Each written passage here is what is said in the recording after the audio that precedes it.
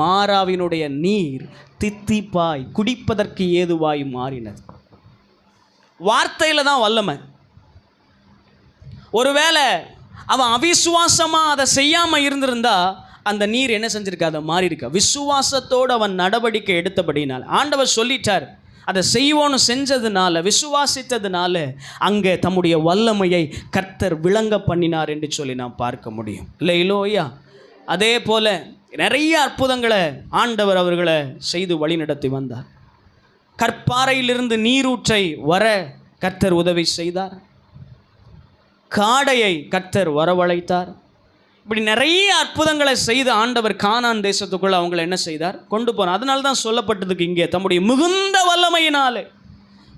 வல்லமையினால் அதிகமான சக்தியினாலே ஆண்டவர் அவர்களை வழிநடத்தி கொண்டு போனார். அல்லேலூயா.